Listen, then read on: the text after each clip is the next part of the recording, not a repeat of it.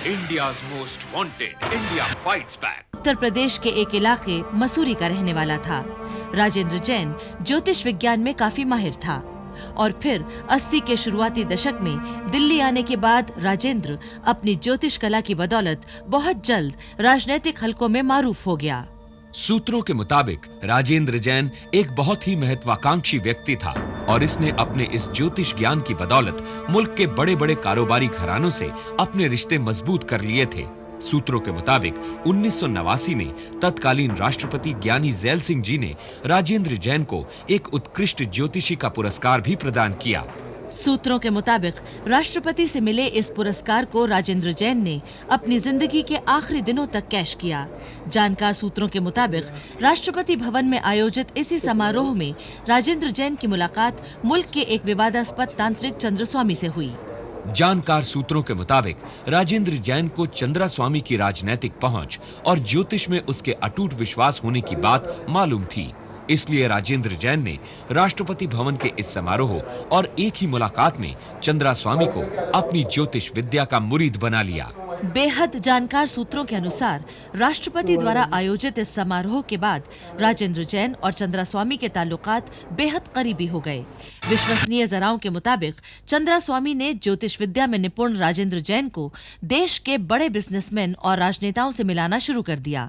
सूत्रों के मुताबिक अब राजेंद्र जैन चंद्रास्वामी के साथ न सिर्फ हिंद के बल्कि दुनिया भर के मुख्तलिफ शहरों का दौरा कर रहा था और साथ ही उसकी दुनिया भर की बेहद मकबूल हस्तियों से लगातार मुलाकातें हो रही थी। सूत्रों के मुताबिक राजेंद्र जैन के सुल्तान बुरनई, अदनान खगोशी और जॉर्डन के शाह हुसैन के साथ बहुत करीबी ताल्लुकात हो चुके थे।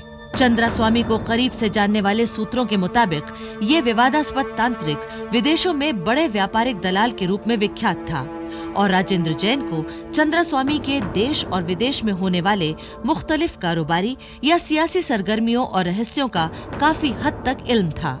राजेंद्र जैन के कोर ग्रुप में था। भाई मेरे ये खासम खास हैं, कैलाश नाथ अग्रवाल है, राजेंद्र जैन है, हरकचंद नाटा है, ये उसके खासम खास लोग थे। सुब्रमण्य स्वामी ये तो बाद में ज्यादा नजदीक बने। बहुत पुराने लोगों में राजेंद्र जैन थे और कैलाश नाथ अग्रवाल थे। राजेंद्र जैन को करीब से जानने वालों का कहना है कि राजेंद्र जैन एक खर्चीली तबीयत का आदमी था और अपने ज्योतिष विद्या के मार्फत हासिल हुए रहस्यों को अपने फायदे के लिए इस्तेमाल करना वो बखूबी जानता था।